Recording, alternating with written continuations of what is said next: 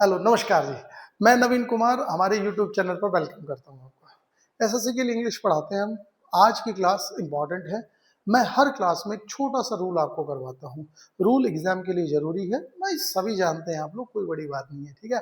आज की जो क्लास है उसमें जो रूल हम डिस्कस करने जा रहे हैं वो रिलेटेड टू नाउन है, ठीक है? कुछ वर्ड्स मैं आपको बताऊँगा जो सिंगुलर फॉर्म में यूज़ होते हैं और सिंगुलर में तो यूज़ होते हैं लेकिन उनके साथ जो वर्ब है वो भी सिंगुलर यूज़ होती है। तो वर्ड्स कौन-कौन से हैं देखते हैं। देखिए, खास तौर पर जब हम इंग्लिश को पढ़ते हैं ना तो एक बहुत इंपॉर्टेंट चीज़ आती है और वो पता है क्या आती है कि पढ़ते टाइम नाउन को भी जब हम डिस्कस करें तो आप इस चीज़ को ध्यान में रखेंगे कि कौन से वर्ड्स ऐसे हैं जो ऑलवेज सिंगुलर कंसिडर होते हैं और उस सिंगुलर कंसिडर में पहली जो चीज आती है वो ये आती है कि ब्रांचेज ऑफ नॉलेज कोई भी हो, ओके, उसके साथ आप सिंगुलर वर्ब ही यूज करोगे। ब्रांचेज ऑफ नॉलेज का मतलब सब्जेक्ट्स के नाम, लाइक मैथमेटिक्स हो गया, फिजिक्स हो गया, पॉलिटिक्स हो गया, इकोनॉमिक्स हो गया, केमिस्ट्री भी है, दिक्कत नहीं है, ज्योग्राफी भी है। लेकिन मैंने जो मैथमेटिक्स बोला, अब देखिए, branches of knowledge general take a singular verb. देखिए, economics, physics, mathematics, politics, okay. मैंने ये सब्जेक्ट क्यों लिखे, क्योंकि आमतौर पर बच्चे क्या करते हैं, इनको प्लूरल मान बैठते हैं और इनके साथ प्लूरल वर्ब यूज कर लेते हैं। एग्जाम में एसएससी ने ये क्वेश्चन पूछना है आपसे, ठीक है ना?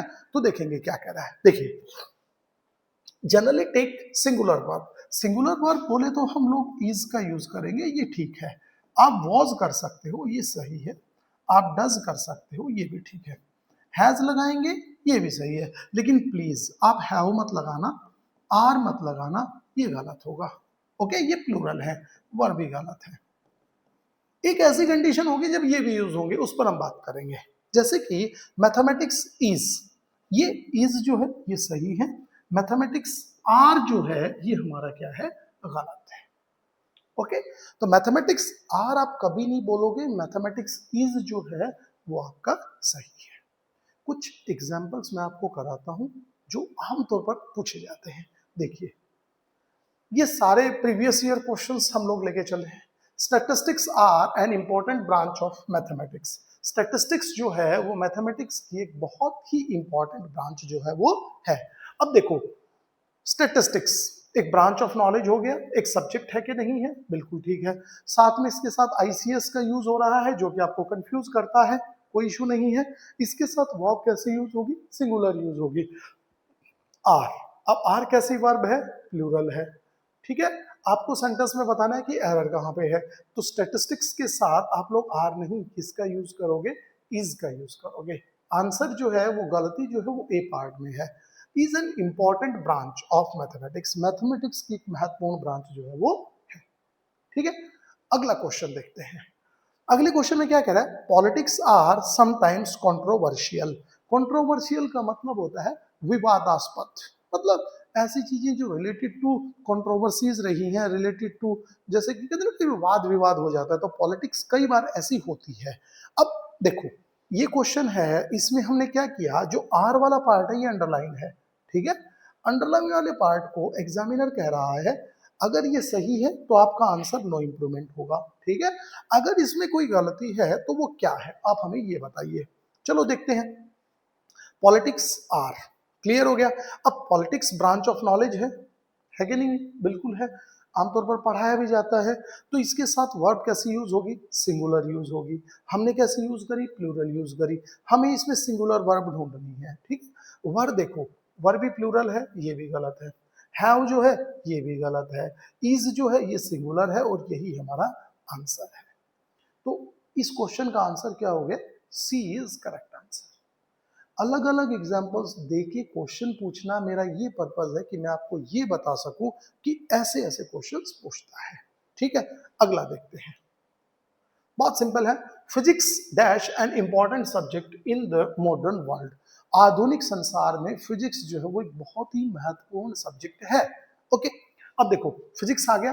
फिजिक्स क्या है आपका, ब्रांच ऑफ नॉलेज है, बिल्कुल ठीक है। इसके साथ वर्ब कैसे यूज होगी, सिंगुलर यूज होगी। आर हमारा प्लूरल है, हैव बीन हमारा प्लूरल है, वर हमारा प्लूरल है, इज हमारा सिंगुलर है। D answer correct. आपको खालिस्तान भरना है, फिल इन द ब्लैंक। ऐसे भी पूछा जा सकता है, इंप्रूवमेंट के रूप में भी पूछा जा सकता है और एरर फाइंडिंग में भी पूछ सकते हैं।